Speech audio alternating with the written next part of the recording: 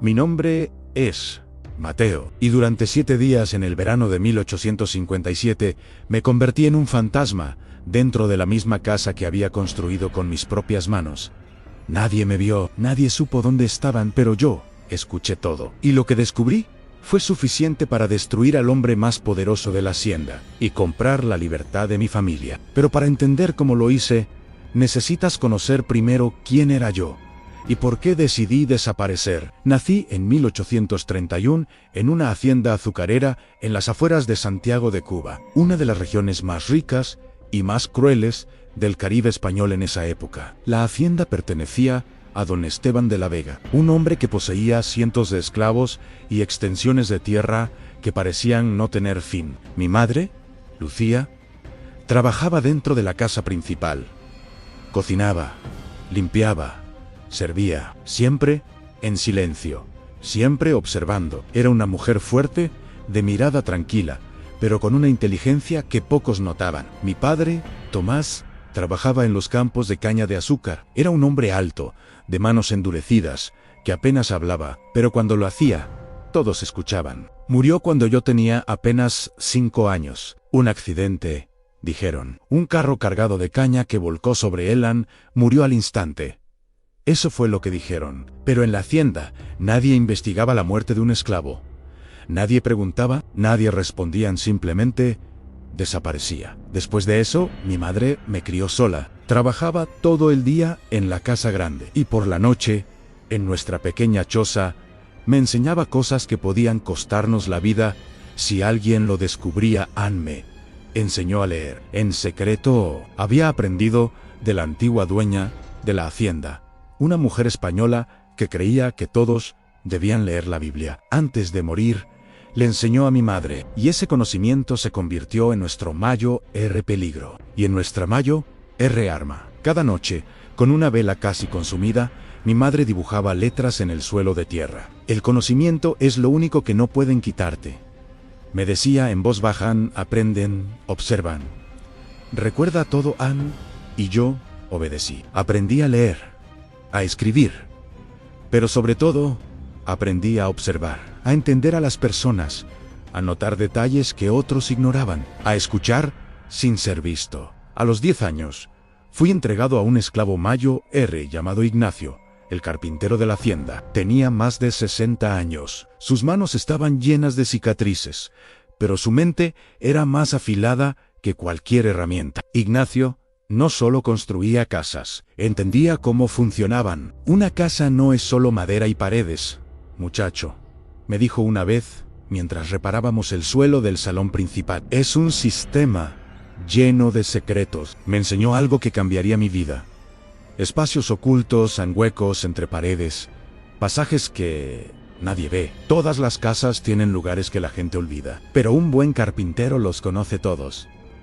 Yo escuché, yo aprendí, y lo más importante, yo recordé. Años después, cuando tenía 22 años, la hacienda fue vendida tras la muerte de don Esteban. Y como siempre ocurría, nos vendieron como si fuéramos objetos. Fui comprado por don Ricardo Valdés, un rico comerciante en Santiago que quería construir una mansión que mostrara su poder. Mi madre fue vendida a otra familia. Nunca volví a verla, y ese fue el momento en que entendí algo. En este mundo, todo podía ser arrebatado en un instante, en todo, excepto lo que llevabas en la mente. Don Ricardo Valdés no era un hombre cualquiera. Tenía dinero, influencia y una obsesión enfermiza por el control. Quería una casa que impresionara a toda la ciudad, una mansión que hiciera que otros ricos lo envidiaran y lo temieran. Y yo fui quien la construyó. Durante 2 años, trabajé en cada detalle, desde los cimientos hasta el último acabado. Pero mientras los demás construían una casa, yo construía algo más en memoria, en cada pared, cada espacio, en cada hueco oculto. Lo registré todos en mi mente, porque recordaba las palabras de Ignacio. Algún día, esos espacios pueden salvarte la vida, y ese día llegó para 1857. Yo ya tenía una esposa, se llamaba Isabel. Trabajaba como sirvienta en otra casa, a pocas calles de la mansión de Valdés. Nos veíamos solo los domingos, unas pocas horas, que lo eran todo. Teníamos 2 hijos, Mateo pequeño, de apenas 2 años, y Lucía, una niña que siempre sonreía cuando me veía. Era poco, era todo lo que tenía. Hasta que una tarde, todo cambió. Estaba trabajando en el despacho de don Ricardo, instalando unos estantes, cuando escuché su voz en el pasillo. No presté atención al principio, hasta que escuché mi nombre, y me quedé inmóvil. Mateo es demasiado valioso para seguir aquí, dijo. He recibido una oferta desde Veracruz. Pagan una fortuna por él. Sentí que el mundo se detenía. ¿Y su familia?, preguntó otro hombre. No me pertenecen, respondió con frialdad Ansé. Quedarán aquí. Negocio es. Negocio en. Eso fue todo. Así de simple. En ese instante, entendí que iban a separarme de todo lo que amaba. Para siempre. No tenía tiempo, no tenía opciones. Y entonces, recordé las paredes, a los espacios ocultos, los pasajes que solo yo conocía. Esa noche tomé una decisión que cambiaría todo. Iba a desaparecer Anne, pero no iría al bosque, no escaparía de la hacienda. Me escondería dentro de la casa Anne, las paredes, donde nadie podría encontrarme y donde yo podría escuchar todo. Si estás viendo esta historia desde algún lugar del mundo, escribe en los comentarios de dónde eres y suscríbete a Cadenas del Pasado, porque lo que descubrí dentro de esas paredes no solo cambió mi destino, destruyó a un hombre poderoso. Esa misma noche, cuando todos dormían, entré en la casa y desaparecí. La primera noche dentro de las paredes fue peor de lo que había imaginado. El calor era insoportable, el aire casi no circulaba y cada respiración parecía más pesada que la anterior. El espacio era tan estrecho que apenas podía moverme sin golpear los codos contra la madera. La oscuridad era absoluta. No existía el tiempo allí dentro, solo el silencio y mi propia respiración. Había llevado conmigo lo mínimo un poco de pan duro, algo de carne seca, una pequeña cantimplora con agua y una vela que no me atrevía a encender. El más mínimo error podía delatarme. Me quedé inmóvil durante horas, escuchando, esperando, hasta que, finalmente, el sueño me venció. No sé cuánto tiempo dormí, pero desperté con un sonido que me hizo congelar la sangre. Gritos venían desde abajo. ¿Dónde está Mateo? Era la voz de don Ricardo, cargada de furia. Mi corazón comenzó a latir con fuerza. El plan había comenzado. No apareció esta mañana, señor, respondió el capataz. Su cama está vacía. Búsquenlo, gritó. Registren toda la hacienda. Escuché pasos apresurados, puertas abriéndose, gente corriendo, perros ladrando en la distancia. Yo estaba ahí, justo encima de ellos, invisible, inalcanzable. Durante horas buscaron en cada rincón, menos en el único lugar donde realmente estaban: la casa, mi casa, el lugar que yo mismo había construido. Ese fue el momento en que comprendí algo aterrador y poderoso al mismo tiempo. No me estaban buscando donde debían, y eso me daba ventaja. El primer día fue el más peligroso. No me moví, no comí, apenas respiré. Cada sonido me hacía pensar que habían descubierto el pasaje, que alguien golpearía la pared y todo terminaría. Pero no pasó. Al caer la noche, la casa se calmó y entonces me moví. Avancé lentamente por los espacios ocultos, guiándome por la memoria. No necesitaba luz. Yo conocía ese lugar mejor que cualquier otro. Sabía dónde girar, dónde agacharme, donde el suelo crujía y donde no. Llegué hasta la cocina desde arriba. Había una pequeña abertura que yo mismo había dejado años atrás, oculta detrás de una moldura. Esperan. Escuché en silencio. Me deslicé hacia abajo. Tomé un poco de comida y volví a desaparecer. Así comenzó mi rutina. Durante el día, inmóvil, en silencio absoluto. Durante la noche, movimiento en supervivencia. Pero no pasó mucho tiempo antes de que descubriera algo inesperado. Algo que cambiaría todo. Las paredes hablaban.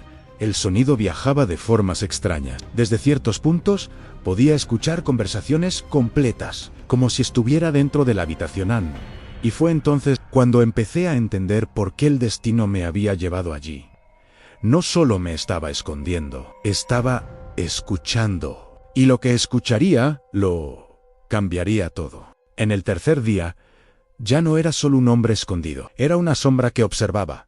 Un testigo invisible. Ese día me posicioné entre las paredes del despacho de don Ricardo. Sabía exactamente dónde colocarme. Había dejado ese espacio ligeramente hueco durante la construcción, sin saber por qué. Ahora lo entendía. Escuché la puerta abrirse en pasos a dos hombres. La desaparición de Mateo puede ser un problema, dijo una voz que no conocía. O una ventaja, respondió don Ricardo con calma. Sentí un escalofrío. Sabía demasiado sobre la casa, continuó. Sobre ciertas modificaciones en mi mente, se aceleró. ¿Modificaciones? ¿Crees que sospechaba algo?, preguntó el otro hombre. No lo creo, respondió don Ricardo. No es solo un carpintero. Pero aún así, era mejor deshacerse de él. El aire se volvió pesado. Anjo no había escapado. Había sido eliminado. En su mente, el cargamento llega la próxima semana, dijo el hombre. Todo debe estar listo. ¿Un cargamento? Esa palabra no encajaba. El sótano ya está preparado, respondió don Ricardo. El muro falso funcionó perfectamente la última vez. Sentí que el corazón se me detenía. El muro falso, Anjo lo había construido. ¿Y el conducto?, continuó. Podemos moverlos sin que nadie los vea.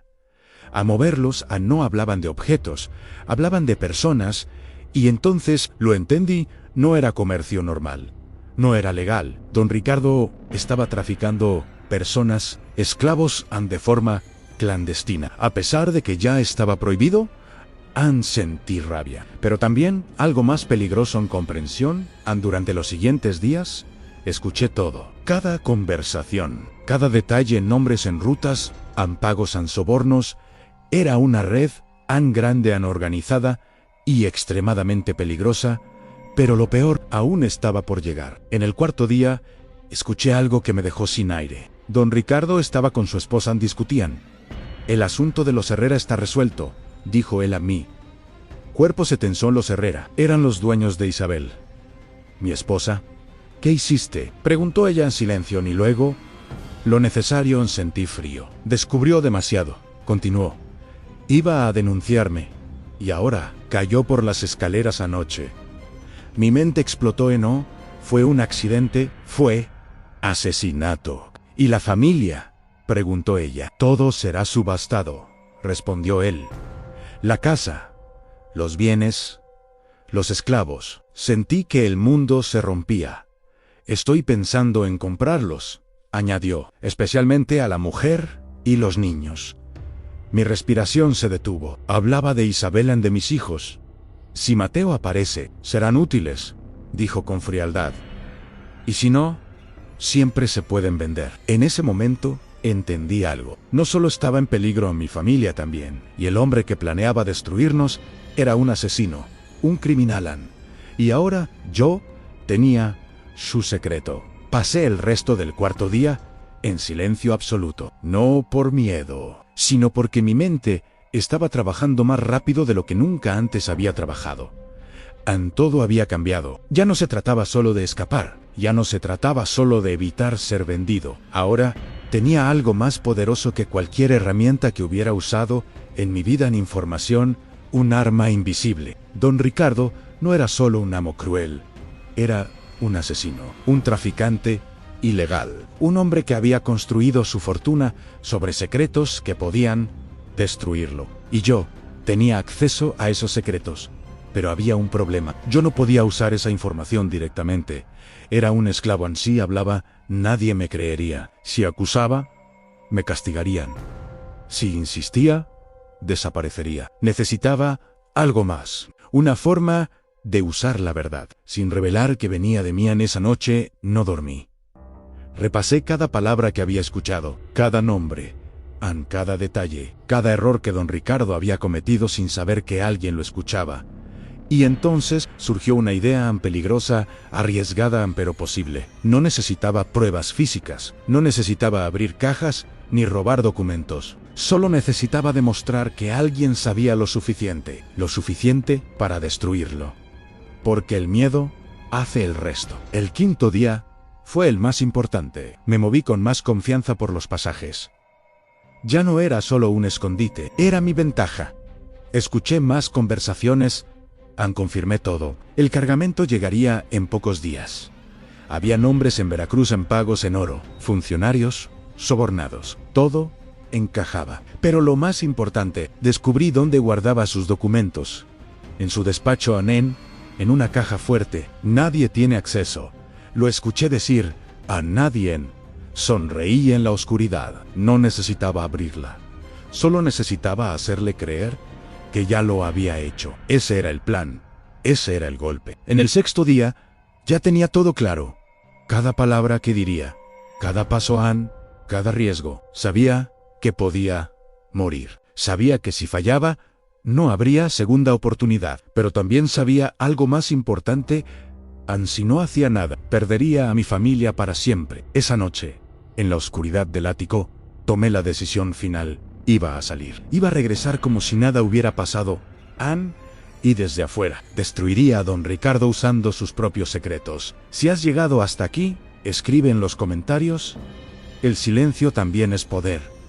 Porque lo que viene ahora es la parte más peligrosa de toda la historia. Porque no basta con descubrir la verdad.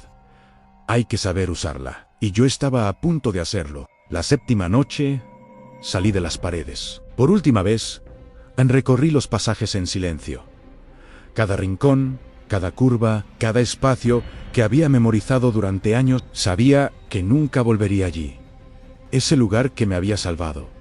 También podía matarme. Bajé hasta el sótano. Salí por una pequeña abertura que había dejado oculta detrás de unos muebles. Y por primera vez, en 7 días, respiré aire libre. Pero no me fui. No huí. No corrí. Hice algo mucho más importante. Construí una mentira. Caminé hacia el bosque cercano, dejando huellas visibles. Rompí ramas, pisadas profundas. Señales claras. Quería que creyeran que estuve allí, que me perdí, que sobreviví como pude. Después de unas horas, rodeé el camino y regresé a la mañana siguiente. Aparecí en la entrada de la hacienda cansado, sucia la ropa. El rostro agotado, exactamente como esperaban. El capataz fue el primero en verme. Mateo, gritó, sorprendido. En minutos, don Ricardo estaba frente a mí furioso. ¿Dónde estabas?, rugió. Bajé la mirada. Me perdí, señor, en el bosque. Silencio. No era una buena historia, pero era suficiente, porque él quería creerla. Porque yo valía dinero, y perderme era perder ganancia. Me castigaron 10 azotes, dolorosos, profundos, pero no grité. No reaccioné, porque ya no era el mismo hombre que había desaparecido. Ahora tenía algo más fuerte que el dolor. Tenía control. 2 días después, ejecuté la parte más peligrosa del plan. Había un hombre libre en la ciudad, un barbero llamado Thomas. Era discreto, inteligente, y ayudaba a otros en secreto. Logré hacerle llegar un mensaje. Nos encontramos el domingo, cerca del río. Le conté todo cada detalle. Cada secreto. Su rostro cambió mientras hablaba. Esto puede matarte, me dijo, si no hago nada. También respondí. Le di instrucciones claras. Un mensaje, una amenaza, pero no cualquiera. Una que solo alguien con información real podría hacer. La carta decía: sé lo del sótano, sé lo del muro falso, sé lo de Veracruz, sé lo que pasó con los Herrera. Tengo pruebas. Si no cumples mis condiciones, todo será entregado a las autoridades. Libertad para Mateo, Isabel y sus hijos. Dinero para desaparecer mañana. Cuelga una tela blanca en tu ventana si aceptas. Si no, todo termina para ti. Cuando don Ricardo recibió la carta, yo estaba trabajando, pero lo vi. Su rostro perdió el color. Sus manos temblaron. Por primera vez. Tuve miedo en sus ojos. Ese hombre que controlaba todo, había perdido el control. Pasó todo el día encerrado pensando, desconfiando de todos, pero nunca de mí, porque yo no era nadie, solo un esclavo. Y ese fue su error. A la mañana siguiente, una tela blanca colgaba en la ventana. Había aceptado, Ann había perdido. Y yo había ganado. Si quieres saber cómo terminó todo y qué precio tuvo esta decisión, dímelo y continúo con el final más fuerte de toda la historia. La tela blanca colgando en la ventana significaba una cosa: don Ricardo había cedido, pero eso no significaba que yo estaba a salvo. Significaba que ahora yo era aún más peligroso para Ellen, y hombres como él no dejan cabos sueltos. Ese mismo día lo vi actuar. No gritó, Ann no discutió, Ann no perdió el control. Eso fue lo más aterrador en sí. Movía con calma, como un hombre que estaba planeando algo definitivo. 2 días después, se llevó a cabo la subasta de los bienes de los Herrera.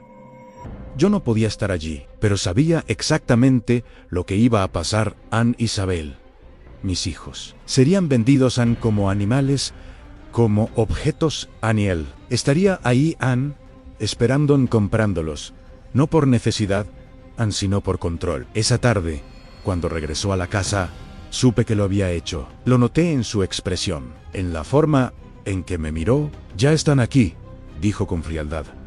Sentí que el aire me faltaba. Tu familia, añadió, ahora me pertenecen. Ese momento fue el más difícil de mi vida, porque no podía reaccionar. No podía mostrar emoción. No podía demostrar que él tenía poder sobre mí, Ann, porque en realidad ya no lo tenían solo. Estaba esperando el momento final. Esa noche lo escuché otra vez en su despacho. Prepara los documentos, le dijo a su abogado. Quiero que todo esté listo esta semana. ¿Estás seguro de esto?, preguntó el hombre. Está perdiendo mucho dinero. No tengo opción, respondió don Ricardo. Alguien sabe demasiado en silencio, y cuando descubra quién es, añadió en voz baja, lo voy a hacer desaparecer. Sentí un escalofrío. No había terminado, todavía no. 3 días después, todo estuvo listo. Me llamaron al despacho y entré, Ann, por primera vez, no como un esclavo, sino como alguien que tenía algo que él necesitaba. Los documentos estaban sobre la mesa, Ann, papeles firmados, sellos oficiales, Ann, libertad, Ann, para mí, Ann, para Isabel, para mis hijos, y una bolsa de monedas. Toma, dijo, sin mirarme a los ojos, y desaparece. Levanté la vista. Nuestros ojos se cruzaron, y por un instante, ambos supimos la verdad. Pero ninguno dijo nada, porque ese era nuestro acuerdo. Silencio a cambio de libertad. No corría, no grité, Ann, no celebré. Ann, salí de esa casa, en silencio, como había vivido. Pero esta vez, libre. Fui directo al lugar donde tenían a Isabel y a los niños. Cuando me vio entrar, no entendió hasta que vio los papeles. Sus manos temblaban. ¿Qué es esto?, susurró. Somos libres, respondí en silencio. Y luego, lágrimas, no de tristeza, sino de algo que nunca habíamos sentido antes. Alivio, Ann, esperanza. Incredulidad. A mis hijos no entendían completamente, pero sabían que algo había cambiado, que algo importante había ocurrido. Ann, no teníamos tiempo. Esa misma noche, nos fuimos, sin despedidas, Ann, sin mirar atrás, sin hacer ruido, Ann, porque la libertad también podía ser perseguida. Viajamos durante días, siempre atentos, Ann, siempre en silencio. Cada sonido nos hacía girar la cabeza. Cada mirada nos parecía sospechosa, porque sabíamos la verdad. Ann, un papel no siempre protege, especialmente cuando alguien poderoso quiere recuperarte. Pero seguimos, Ann, sin detenernos, hasta que finalmente cruzamos a un territorio donde nadie podía reclamarnos, donde ya no éramos propiedad, donde éramos personas. Por primera vez en mi vida, respiré sin miedo. Ann, conseguí trabajo como carpintero, Ann, pero esta vez mi trabajo era mío, mi tiempo era mío, mi vida era mía. Isabel comenzó a coser. Mis hijos crecieron sin cadenas, sin miedo, Ann, sin ser vendidos. Y cada noche, cuando los veía dormir, recordaba las paredes, el silencio, los 7 días que cambiaron todo. Nunca volvimos. Nunca buscamos respuestas. Nunca pronunciamos su nombre otra vez. Pero años después, escuché rumores. Don Ricardo había caído han investigaciones, han deudas, han traiciones, han hombres, como él, no sobreviven cuando sus secretos comienzan a escapar. No sé cómo terminó exactamente, y no me importa, porque la verdad es esta. Yo no lo destruí con fuerza. No lo enfrenté. No escapé corriendo, lo derroté. Pensando, observando, escuchando, usando su propio mundo. Contra él en las paredes que construí. Se convirtieron en mi refugio. Los secretos que escuché, en mi arma, y el conocimiento que mi madre me dio, en mi libertad. Si algo debes recordar de esta historia, es esto, Aang. El poder no siempre está en quien grita más fuerte, Aang, a veces está en quien sabe esperar, en quien observa, en quien entiende lo que otros ignoran. Si llegaste hasta aquí, escribe en los comentarios, ¿el conocimiento es poder? Y dime, ¿tú habrías tenido el valor de hacer lo mismo? Suscríbete a Cadenas del Pasado para más historias como esta, porque algunas de las mayores rebeliones de la historia no se hicieron con armas, se hicieron en silencio.